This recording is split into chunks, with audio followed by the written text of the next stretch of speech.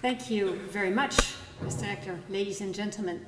It's a privilege to stand here in front of you, and I hope my slides are going to appear. There, we got them. Science for Health. It is my pleasure to try and show what society gets from universities. Today is the Dies, the anniversary of Wageningen University. And I think it's right to use that day every year at every university to celebrate. To celebrate university education as we know it, and to celebrate excellence in science. And I think the program so far this afternoon has shown you exactly that. Of course, the beautiful presentations by the rector and by Willem de Vos, but I think maybe best by that intermezzo, in which you saw the education Wageningen gives to its students and the science they produce together.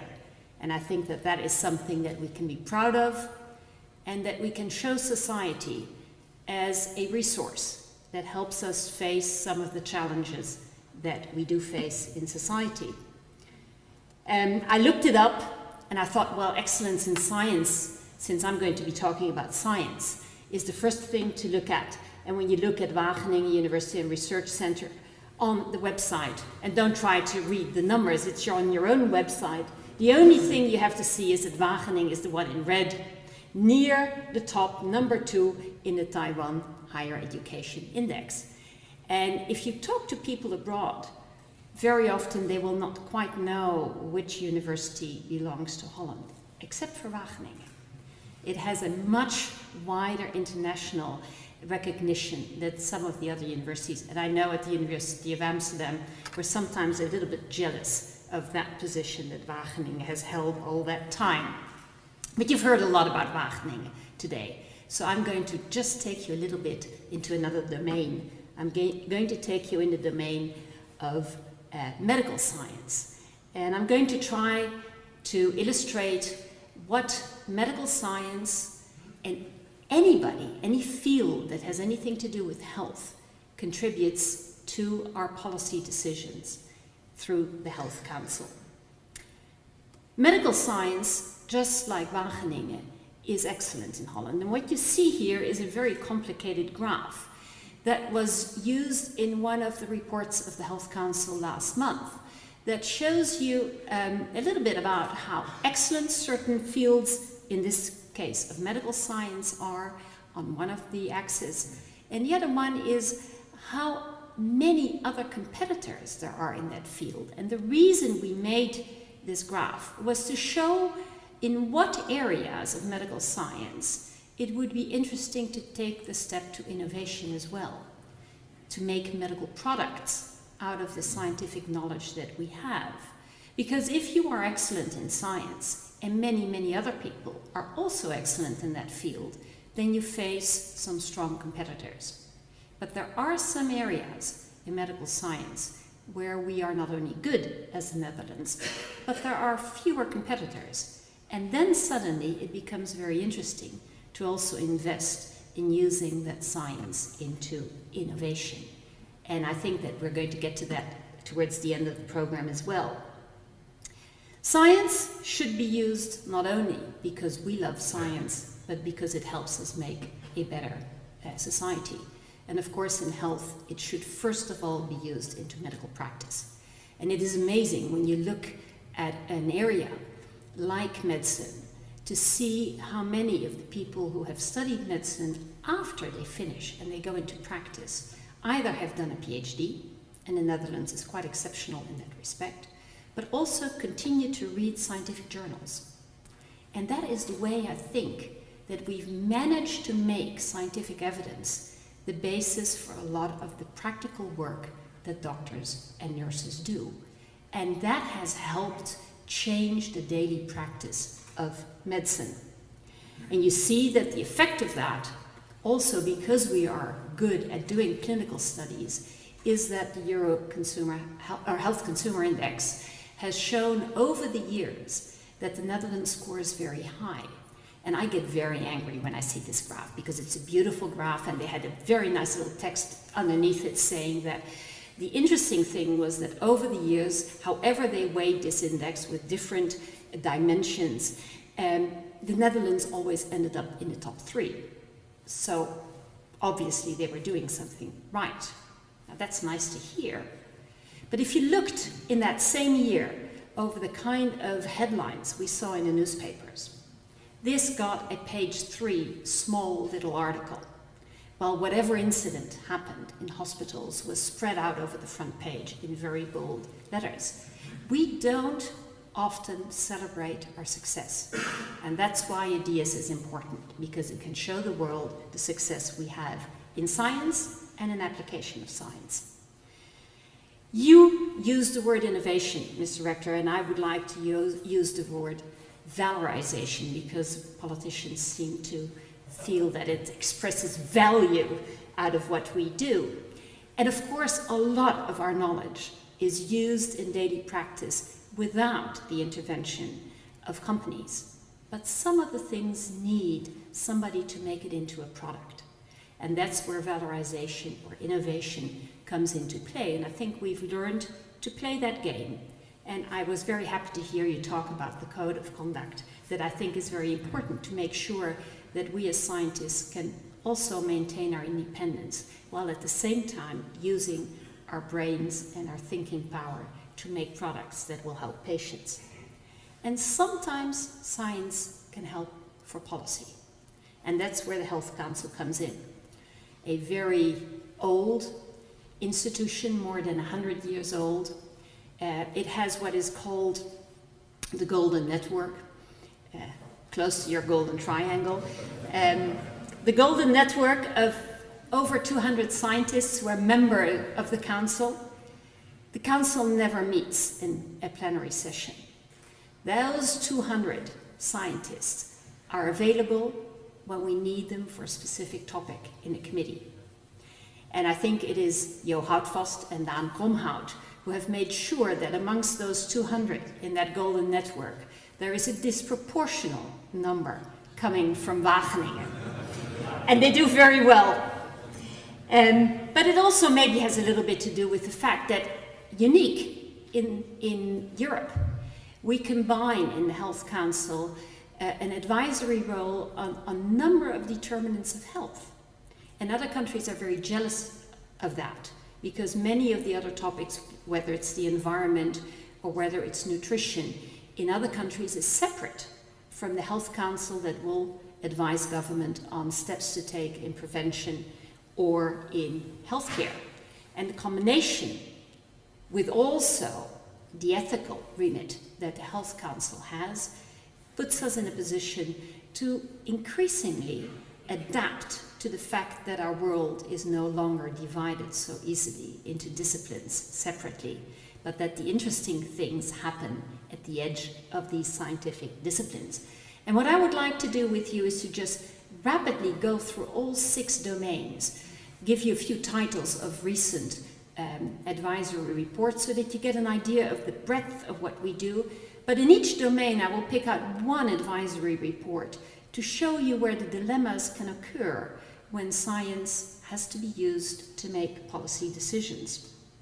The first one is prevention. And although we have a wide remit on vaccinations and on screening, I think the example of the recent new influenza that we all lived through, the pandemic that occurred, we called it the Mexican flu here, the rest of the world called it, I think, the swine flu, but somehow we felt swine shouldn't be associated with the flu. That new influenza was one of the topics where the Minister of Health very rapidly after the discovery of this new virus asked the Health Council for advice as to whether or not we should make an order for vaccines. And now that we have lived through the pandemic, we have seen that the flu was a relatively mild flu, although even with low complication rates and high numbers, you could have had too many children to fit into the pediatric intensive cares. And at that time, I was still the head of the AMC, and we looked at that capacity week after week, because it was quite tight. But we lived through it. And then we are all able to go onto television and say that we've wasted our money in buying those vaccines. But going back, and I did that, I reread the first advisory report that the Health Council made a couple of weeks after the finding of the new virus. And when you reread it, it is wonderful, because it shows exactly what science should do. It brought together the facts that we had then by the people who were most knowledgeable in the Netherlands. And we ordered them, and we wrote them up in a way that even a layperson could understand what the issues were involved there. There were some numbers in there. And then the Health Council concluded that science at that moment in time did not offer sufficient data to make a clear choice. And that then, from the precautionary principle, you give the minister a choice of two ways to go. You can wait for more data, then you will know better what you're facing, but you may then be at the end of the queue waiting for the vaccines, and vaccine delivery may well be later than useful in a real epidemic.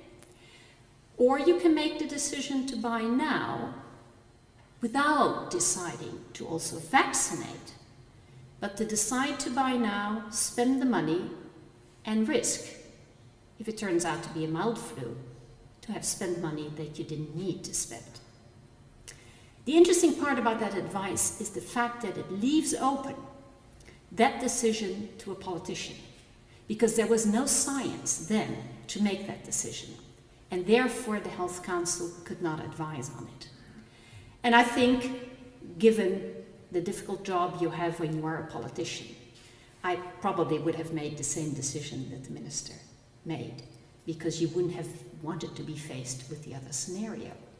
But it's interesting to see that we didn't go beyond what science could offer, but we did make the translation of what the science had to what the politician should do.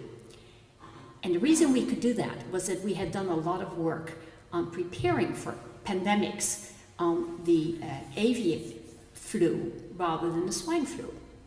And my big fear is that because this pandemic was so mild, if next year or the year after the avian flu does really come, we will not dare to be as precise in analyzing the science and taking a political decision. That was one. The other one is a very different one. In optimal healthcare, I'd like to draw your attention to an advisory report on the use of doping in unorganized sports. Now, unorganized sports means going to your sports center and doing a lot of machine work to get your body in shape. There are some groups that use excessive doping, not to increase their performance, but maybe to sculpt their body. Now, should we intervene there? There are quite high health risks in the use of those medications. And it's a very distinct, small, ethnically determined group. How far should government go in intervening and making sure that people do not harm their health to maybe achieve what they consider beauty? Nutrition, a field that you know much more about than I do. But we made an advisory report not long ago on the issue of all the attention for obesity and all the programs we have to teach children to eat healthily but to eat less and to lose weight. Could that be a risk factor for anorexia and other eating disorders in those same teenage children? Is there evidence on that? Shouldn't we look at that? That is a dilemma in which you bring together two different research traditions who have each developed their research line, but don't usually are confronted in the policy domain. But you should do that, because you cannot take a decision in one case without knowing what it will do in the other field. The outcome there was that there was not quite sufficient science yet, but there was no indication that health promotion or prevention programs on obesity influenced the occurrence, the incidence of anorexia.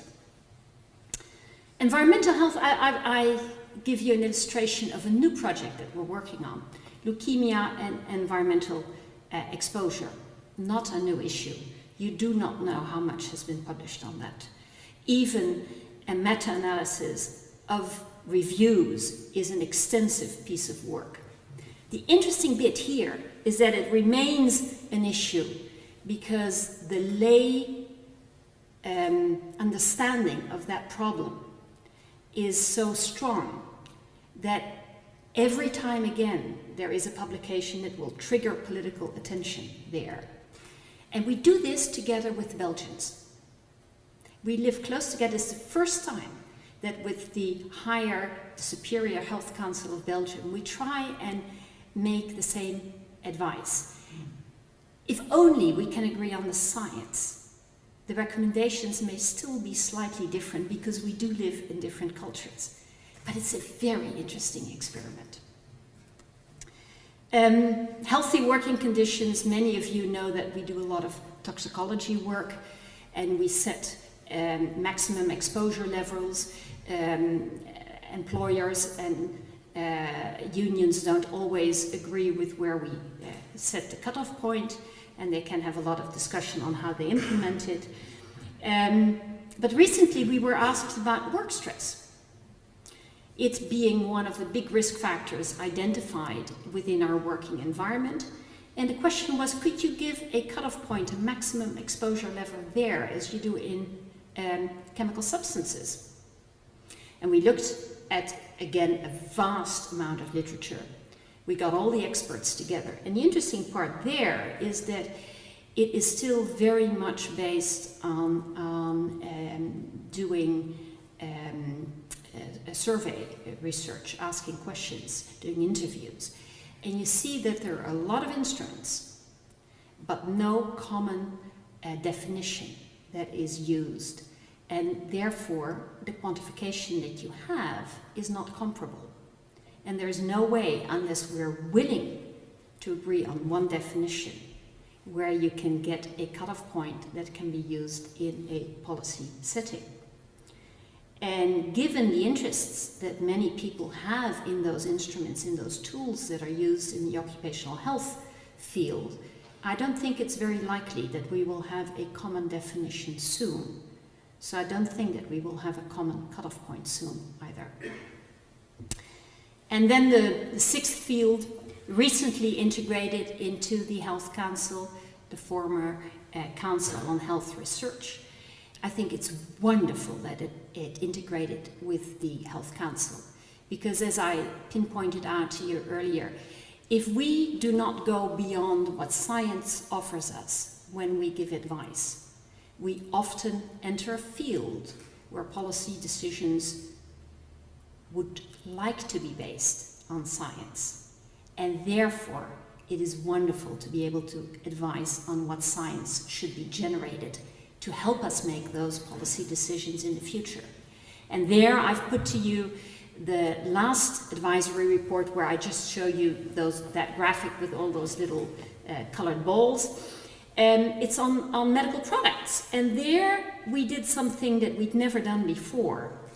We did a very careful survey of the end user of medical products, patients, doctors, and nurses. And we asked them, what are the products that would really make a difference? So it's the pool side of science.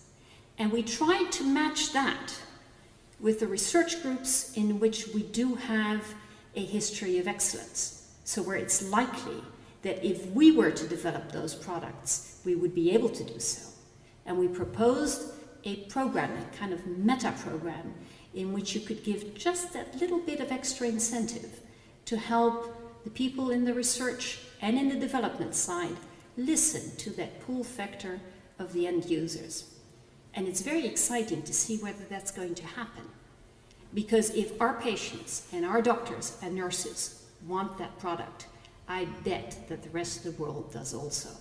And if we can make that product, it could be a very worthwhile enterprise. I said earlier, it's not easy to translate science into practice or policy.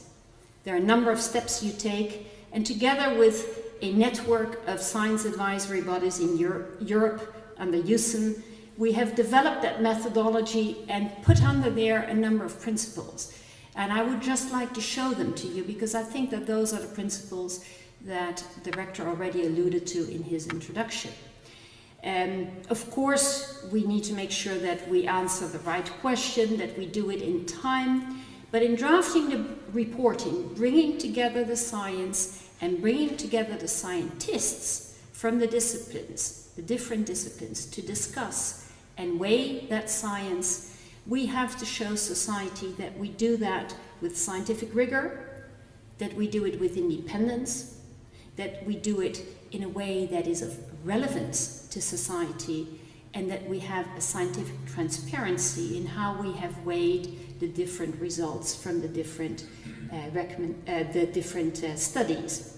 And then, of course, you go into the recommendations. But it is the drafting of the report where I think we rely so much on the science that comes from universities, and where it is so important that it meets those criteria.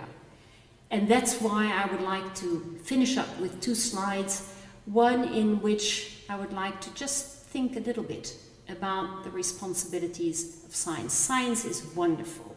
I think everybody who's here will understand that. And I had a discussion Monday evening with a number of PhD students from the AMC, and somebody said, you see, somebody explained to me, the wonderful thing about science is that it is so exciting. You have 2 different opinions. You don't quite know which one's right. They have a lot of debate in the open. You can listen to their arguments. Then you can think up an experiment that should answer whether it is A or B.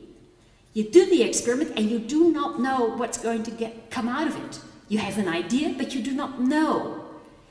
That is the ultimate gamble that you can offer to people. Why don't we make a lot more money out of getting the general public to gamble on the outcome of our experiments? And I think they're right, we could make a lot of money out of it. But that excitement that every young scientist feels makes a very compelling story when we tell it that way. And you saw these vliegkunstenaars, and I think they told that compelling story. And that's why they rightly won that award. They made a general public understand why the answer to their question is so exciting, because we do not know the answer yet. If we can explain to the general public what things are in the domain of science and what is it, if we can get that methodology of science to understand why outcomes of such an experiment are worth more than a simple opinion of an individual. And if we can also tell that there are limits to what science can do, we can find out how stem cells work, but we cannot say whether it is morally acceptable or not to use embryonic stem cells. That's a completely different question. If we can separate the two, we might be more able to discuss what science has to offer to society, and we might be able to restore the trust in science a little bit. And I think universities have a role to play in that. So I would say it is your anniversary, but it gives you a responsibility as well. You know, when we give the doctorate to our students, we tell them about the responsibility towards society that they get by getting their title. That is part of our responsibility of universities and of scientists. We should be there to help society solve small problems as well as big problems. Lawrence, the Nobel Prize winner, also spent time to advise communities about how they should get lightning prevention on the roofs of their churches. If we're not able to do these small things on the side of the big things we do, we cannot blame society for feeling that we are having fun rather than doing something useful. I think we have to help maintain the scientific integrity and to show that to the world. The discussion about the interests and a potential conflict of interests of the members of the committee that advised on the new influenza was, to me, one of the most shocking elements of that debate.